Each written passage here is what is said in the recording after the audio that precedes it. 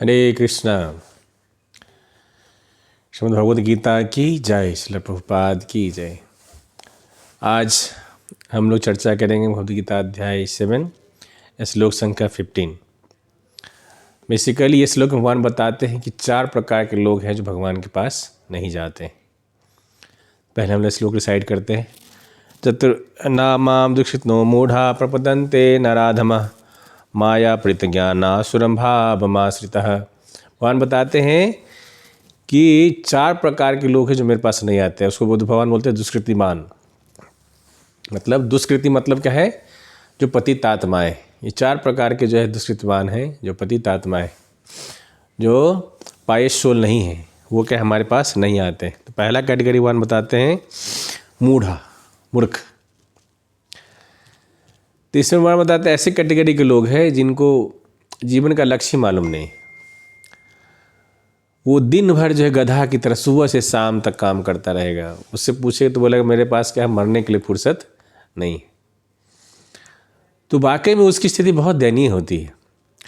उसको जीवन का कुछ भी खबर नहीं हो। सुबह से शाम जो है, सुबह निकलेगा, फिर शाम को ऑफिस जाएगा, फिर शाम को खाएगा, फिर थोड़ा बहुत पति पत्नी बच्चे के साथ समय गुजारे, फिर सो जाएगा, फिर अगला दिन जो फिर से वही काम में लग जाएगा। तो उसकी स्थिति ऐसी होती है, एक गधे की तरह होती है। जैसे गधा क्या होता है, गधा को लगता है कि उसका मालिक यदि जो घास देगा तभी उसको खाना मिलेगा। उसको पता नहीं कि पूरा दुनिया में घास पड़ी हुई है, कहीं भी जाकर घास खा सकता है। लेकिन क्या है, उस घास के चाहत में क्या है, थोड़ा सा घास के लिए क्या वो गधा जो दिन भर काम करता रहता है। तो ये जो कैटेगरी के लोग होते हैं, इसको अरे देखिए, मानव जीवन मिला है। मानव जीवन का लक्ष्य क्या है? बहुत ही ऊंचा लक्ष्य है हमारा। ये मानव जीवन बहुत ही दुर्लभ है। और इस मानव जीवन को प्राप्त करके यदि हम भगवान की भक्ति नहीं करते हैं, भगवान की भक्ति में नहीं लगते हैं, हम आध्यात्मिक प्रोग्रेस नहीं करते हैं, तो बोला जाता है क्या है, यदि हम ईटिंग, स्लीपिंग, मैटिंग और डिफेंडिंग कर रहे हैं, हम खा रहे हैं, सो रहे हैं, बच्चा पैदा कर रहे हैं और अपना सुरक्षा कर रहे हैं, यही 4 हम काम कर रहे हैं, तो ये तो पशु भी कर रहे हैं। तो we are not better than animal. तो अभी देखा जाए तो ज़्यादातर समाज में हम लोग ऐसे ही लोग हैं। ये खाते हैं, पीते हैं, बच्चा पैदा करते हैं, अपना सुरक्षा करते हैं, इसी कैटेगरी में रहते हैं कि हम लोग फुर्सत नहीं मिलता। दूसरी बात क्या है, हम खुद के लिए सोच रहे तो मतलब जो भी चलेगा। हम क्या है, हम अपना तो सोचते सोचते हैं, हम क्या है अगले 4, 5, 10 जनरेशन का भी सोचने लगते हैं। और ज़्यादातर जो है क्या है, हम जितना कमाते हैं उसका जो बहुत ही कम ही हिस्सा हम इस्तेमाल करते हैं। मैक्सिमम हिस्सा क्या होता है, या तो बैंक में होता है, या तो ज़मीन में रहता है, या फिर किसी कहीं भी डिपॉजिट रहता है, जिसको हम इस्तेमाल ही नहीं करते। लेकिन इसको हम अर्जन करने के है दिन रात गधे की तरह काम करते रहते हैं।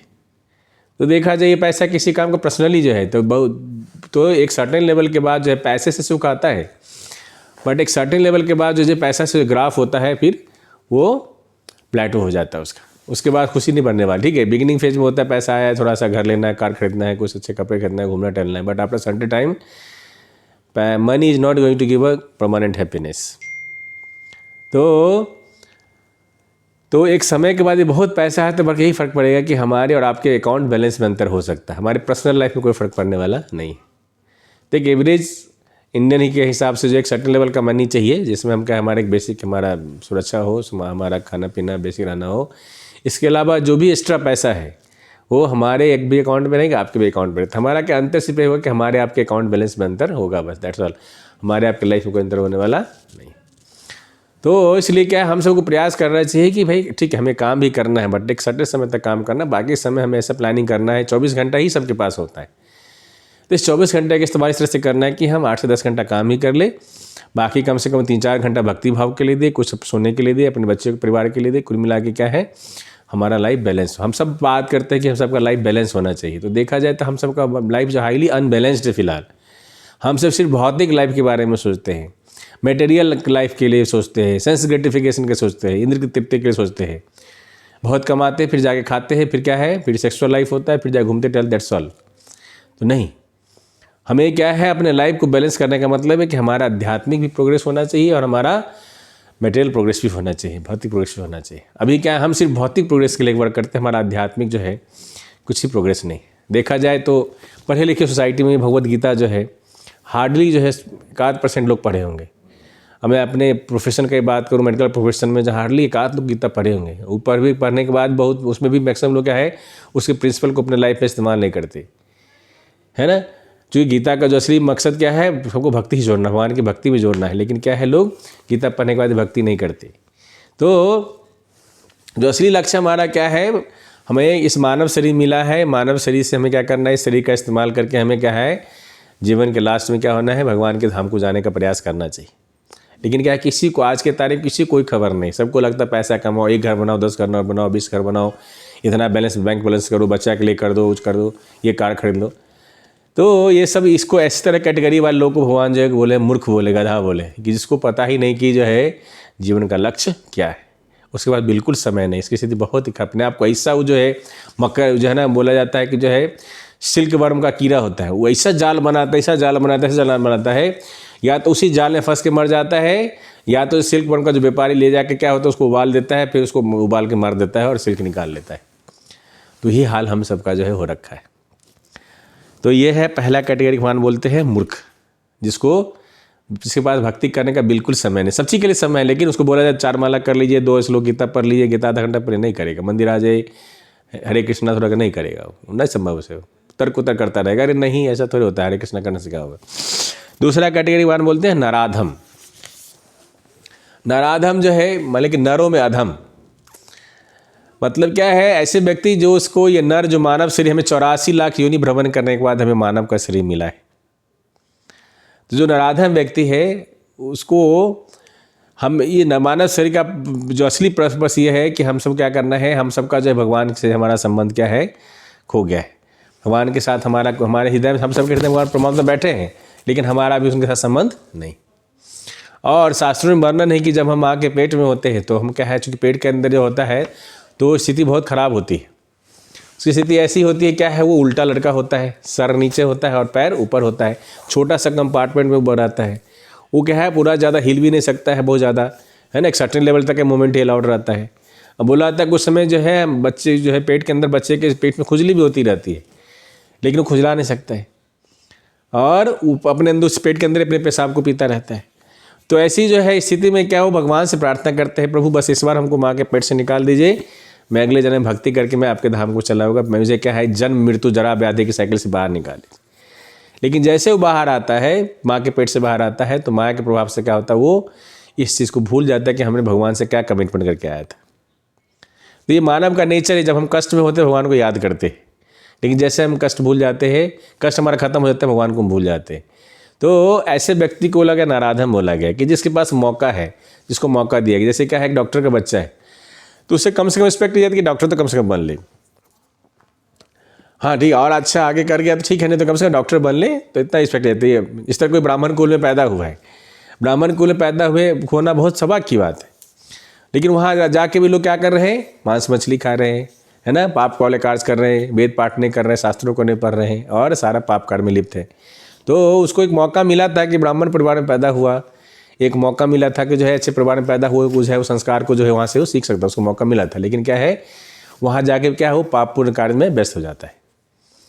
तो इस तरह के यदि व्यक्ति है जिसे मौका मिला, ये मानव शरीर में दुर्लभ मानव शरीर मिला, ये मौका था कि हम भगवान के साथ अपने संबंध को स्थापित करके अपने ओरिजिनल घर को, भगवान के धाम को जा सकते थे, लेकिन क्या है, हमें इस बात की कोई खबर नहीं, और हम किसी अदर पर्पस में फंसे पड़े हुए। तो इस तरह के व्यक्ति को भगवान बोलते हैं नराधम बोलते। तो जो बूढ़ा वाला कैटेगरी था, उसके पास वाकई में बिल्कुल समय नहीं था, वो अपने आप को ऐसा फंसा के रखे हुआ है कि उसके पास सांस लेने का फुर्सत नहीं। लेकिन जो नराधम वाला व्यक्ति क्या है, इसके पास जो है समय है, लेकिन क्या है, ये नहीं जाएगा, बोले ना ये हरे कृष्णा करने से क्या होगा, मंदिर का ही जाएंगे। तो कोई भक्त जाके इसको बोलेगा भी कि नराधम क्वालिटी वाले लोगों की, चले प्रभु जी थोड़ा सा आप मंदिर आ जाइए, हुआ तो उनके मुँह बोलेगा ना प्रभु समय नहीं देखे, समय निकाल के आएंगे। अब बाद में क्या शिकायत करेगा, अरे हरे कृष्णा वाले सब जो है फालतू का आदमी सब है, इन लोग पास कोई काम नहीं, बस यही सबको बोलता है मंदिर आ जाए, मंदिर आए। तो ये जो है ना, ये थोड़ा सा सेवियर कैटेगरी का है, जो है मूर्ख वाला थोड़ा लाइट कैटेगरी का था, क्योंकि क्या उसके पास समय ही नहीं, अपने आप को एकदम गधा से बदतर अपने जीवन को बना के रखा है ना, एकदम व्यस्त, काम काम काम का वर्कोहोलिक बना हुआ है, जिससे ज़्यादातर हम लोग बातें डॉक्टर्स प्रोफेशन वाले में हम लोग की स्थिति रहती है। तो दूसरा कैटेगरी नराधम को। तीसरा कैटेगरी बोला कि माया अपहृत ज्ञाना, मतलब जिसके ज्ञान ने को माया ने हर लिया है, जिसमें हम लोग पर्टिकुलरली आते हैं, doctor, engineer, IAS, PhD, politician, हम सब जो तो थोड़ा पढ़े समाज के जो उच्च वर्ग के लोग हैं, हम लोग उसमें आते।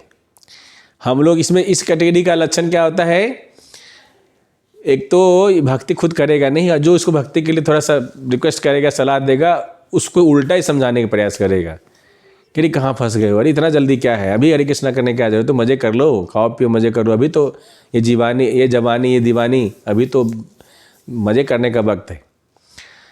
तो ये क्या है, खुद तो नहीं करेगा, जो भी उसको बेचारे करने का उसको भी क्या करेगा, उल्टा समझाने का प्रयास करेगा।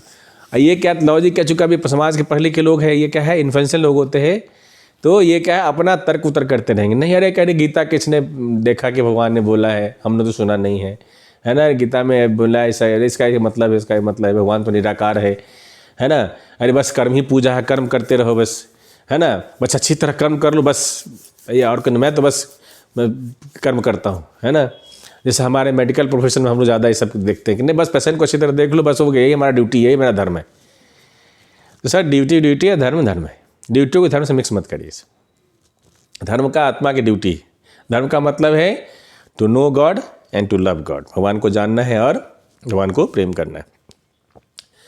तो कि भगवान अलग अलग जगह पे विभिन्न शास्त्रों में बताते हैं, भगवान कृष्ण बोलते हैं कि मैं क्या है, I am the top most authority of this universe, है ना। भगवान बोलते हैं भक्तानां व्यक्तवसाम सर्वलोक महेश्वरम सुहृदम सर्वभूतानां ज्ञाता माम शांतिर्मिच्छति। तो भगवान अलग अलग माध्यम से भगवान खुद बोलते हैं, भगवान के अर्जुन जैसे भक्त बोलते हैं जो अलग जो जितने वेद शास्त्र सब यही कंक्लूजन निकालते क्या है कि ईश्वर परमा कृष्णा सचिदानंद विग्रह अनादि राधि गोविंदा सर्व कारण कारणम।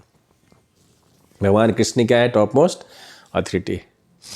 लेकिन क्या है जो मायाफित ज्ञाना कैटेगरी के जो लोग हैं वो क्या है, अपने तर्क उतर से प्रयास करते हैं, नरे कहे भगवान कृष्ण क्यों, शिव जी क्यों नहीं, या फिर अलग देवी देवता क्यों नहीं। तो एक सिस्टमेटिक जो अंडरस्टैंडिंग होती है उसको नहीं मानेगा, उसको जो कोई समझाने जाएगा तो उल्टा उसको क्या करेगा, वो समझाने का प्रयास करेगा। तो ये जो मायाफित ज्ञान है, थोड़ा ज़्यादा पढ़े लिखे होने का, ज़्यादा पावरफुल होने का, ज़्यादा पैसा वाले होने का क्या है, ये लक्षण हमारा होता है।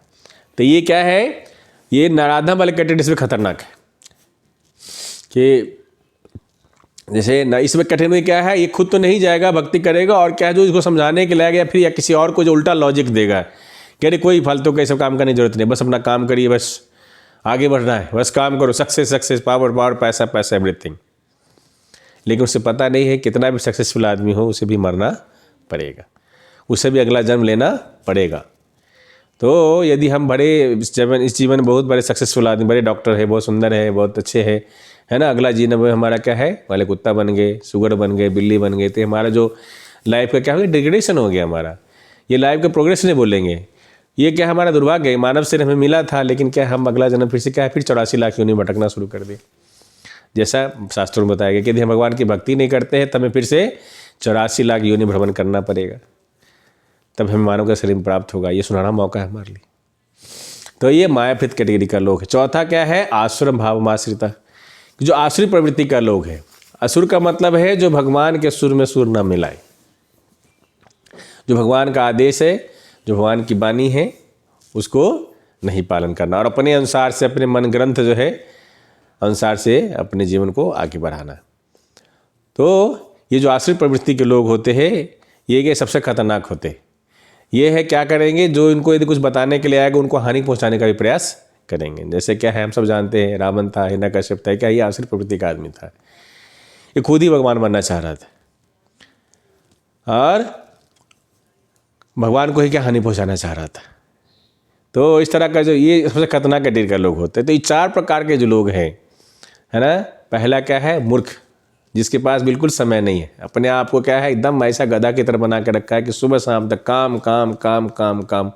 अरे कल मर जाएंगे, साला किस काम का ही काम रहेगा, कल शरीर नहीं रहेगा तो क्या है कि काम में से किस पर के लिए, फिर तो हम अपने अपने कर्म के अनुसार से अगला हमें जीवन मिलेगा।